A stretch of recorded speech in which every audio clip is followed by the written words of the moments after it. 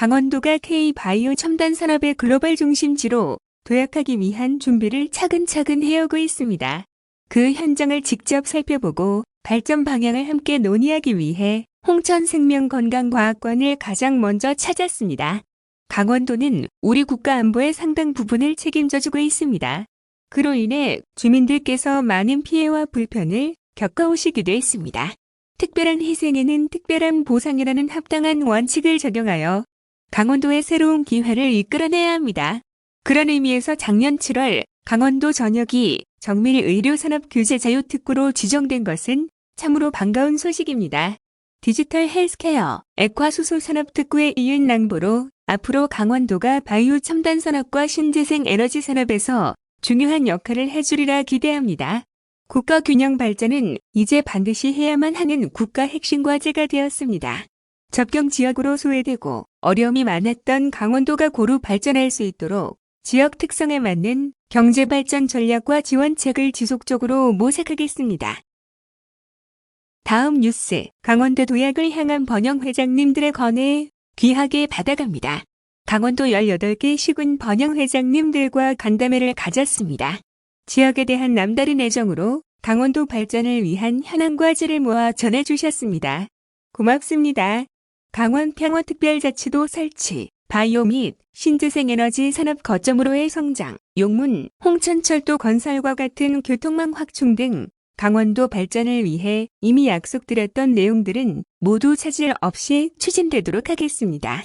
지역 경제를 위해 고성에서 안보 교육을 진행하자는 제안이나 군부대 식재료에 해당 지역이나 인근 지역 농산물을 우선 사용하자는 제안 등 충분히 검토해 볼 만한 소중한 의견도 감사히 얻어갑니다. 언제나 현장에 답이 있다고 믿습니다. 사랑하는 고향 강원이 재도약하길 바라는 마음으로 하나하나 담아주신 건의문도 꼭 잘 검토해 보겠습니다. 겉만 번지르르한 세계 5강 경제 대국이 되겠다고 약속드린 것이 아닙니다.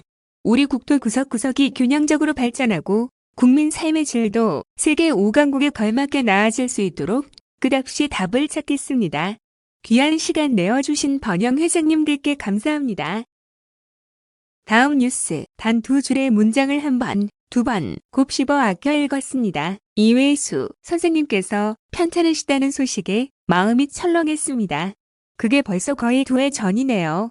첫째 아드님이 SNS에 전해주는 선생님 소식을 반갑게 받아보고 있습니다. 최근 올라온 엄지척을 한 사진을 보며 조금씩 나아지시는 것 같아 기쁜 마음입니다. 선생님이 머물고 계시는 춘천에 가는 길입니다. 사실 찾아뵙고 싶었으나 또 코로나19가 우리 만남을 가로막네요. 아쉬움에 발걸음이 무겁습니다. 몇 해 전 지방재정 개편 저지를 위해 단식 농성을 하고 있을 때 선생님이 찾아오셨지요. 저를 보며 대한민국에 아직도 희망이 남아있다는 생각이 든다고 하셨던 말씀이 아직도 잊히질 않습니다. 힘내라, 잘하고 있다는 그때 선생님의 응원이 얼마나 큰 힘이 되었는지 모릅니다. 이번에도 제게 힘을 보내주셨습니다. 환자복을 입은 선생님의 모습은 볼 때마다 마음이 아프지만 이외의 수치로 적힌 문장에서 선생님의 힘이 느껴져 또 미소 짓고 맙니다. 단 두 줄의 문장을 한 번, 두 번 곱씹어 아껴 읽었습니다. 이렇게 큰 응원을 받고 힘을 안 낼 도리가 있나요? 저 정말 힘내겠습니다. 그러니 선생님도 꼭 힘내주십시오. 코로나19가 우리를 막지 않는 그날 좋은 소식 가지고 꼭 찾아뵙겠습니다.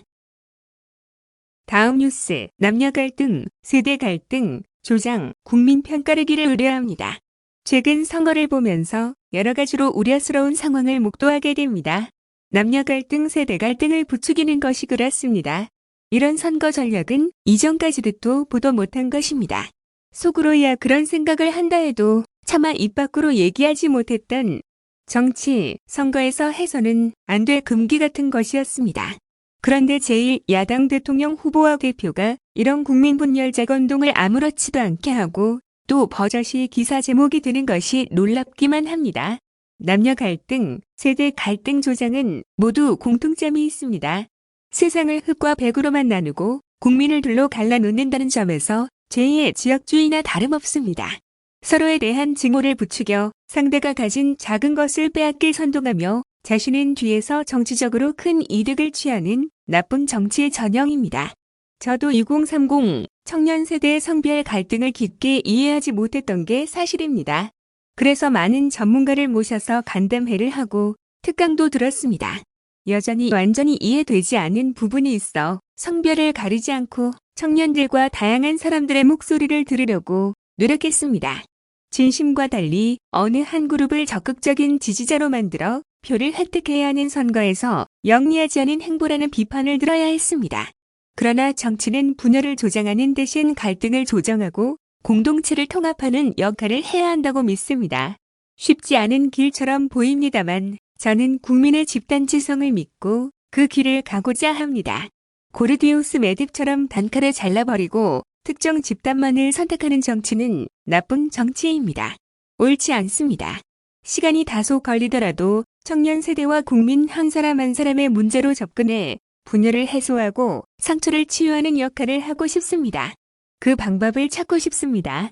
선거는 경쟁과 갈등 속에 치러도 대통령은 다시 대한민국을 통합의 용광로로 만들어야 하기 때문입니다.